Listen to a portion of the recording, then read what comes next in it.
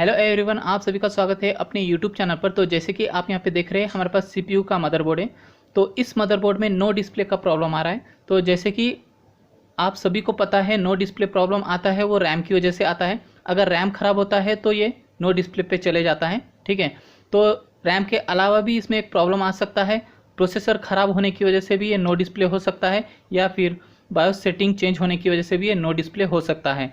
तो यहाँ पे हम step by step trouble shoot करेंगे। तो कैसे करना है इस वीडियो में मैं आपको बताने वाला हूँ।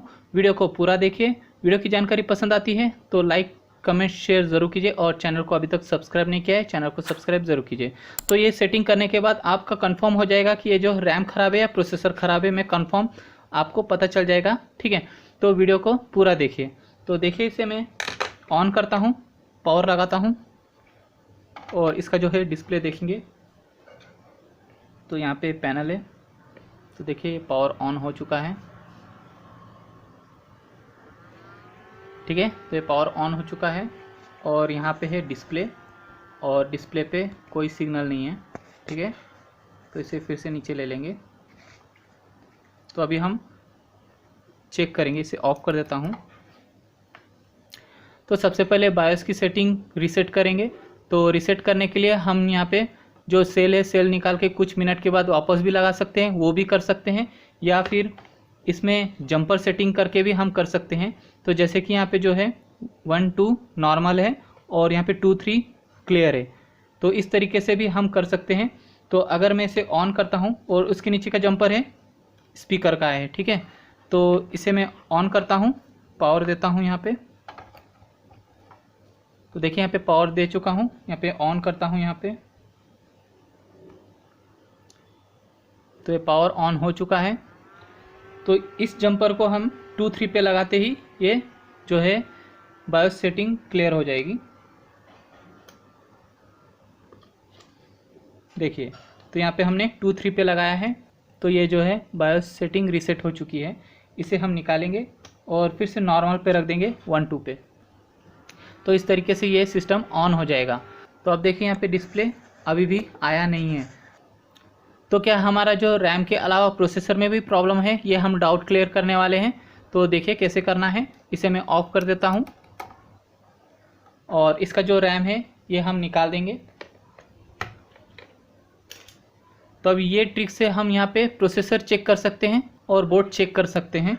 तो यहाँ पे मैं एक स्पीकर लेता हूँ, और आप सभी को पता है बोर्ड पर एक सॉकेट दिया गया होता है स्पीकर का। तो देखिए यहाँ पे 4 पिन दिए गए हैं, तो ये स्पीकर के दिए गए हैं, ठीक है। तो यहाँ का एक और यहाँ का एक, इस तरीके से ये 2 वायर होते हैं। तो उसी तरीके से सभी बोर्डों में होते हैं जो स्पीकर के पिन, ठीक है। तो ये स्पीकर का सॉकेट यहाँ पे दिया गया है, SPK लिखा हुआ है। तो ये 3 वायर हैं, ठीक है। तो ये स्पीकर का है, और किसी किसी बोर्ड में इस तरीके से बजर दिया गया होता है, तो ये स्पीकर का काम करता है। तो अभी हम इसमें चेक करेंगे कि यहाँ पे बजर आ रहा है या नहीं। मैं इसमें ऑन करता हूँ।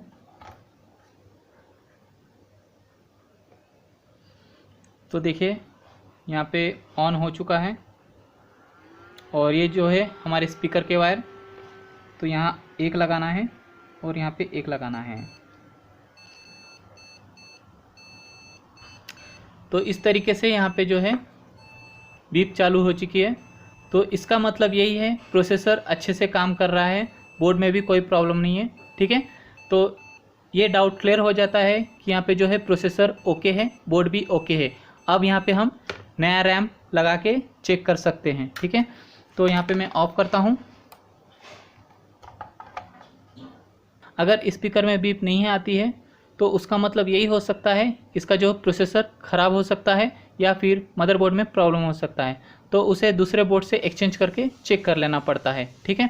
तो इस तरीके से हमारा जो है स्पीकर की बीप आ रही है। तो अब इसमें हम रैम लगा के चेक करेंगे।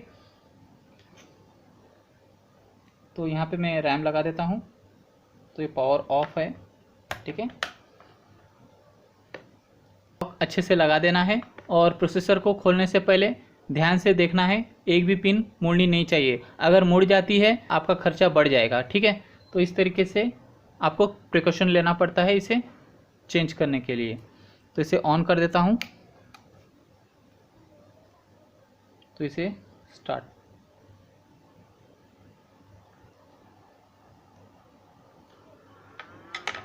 तो हमने रैम दूसरा लगाया है नया, उसकी वजह से यहाँ पे जो है हमारे डाउट क्लियर हो चुके हैं और यहाँ पे डिस्प्ले आ चुका है। ठीक है, तो इस तरीके से जो हमारे पास डाउट हो जाता है रैम ख़राब होने की वजह से, नो डिस्प्ले की वजह से, इस तरीके से हम डायग्नोस करके ट्रबल शूट कर सकते हैं गाइस। ठीक है, तो वीडियो कैसा लगा कमेंट करके ज़रूर बताइए, और वीडियो की जानकारी पसंद आती है तो लाइक कमेंट शेयर जरूर कीजिए, और चैनल को अभी तक सब्सक्राइब नहीं किया है चैनल को सब्सक्राइब जरूर कीजिए। Thank you guys.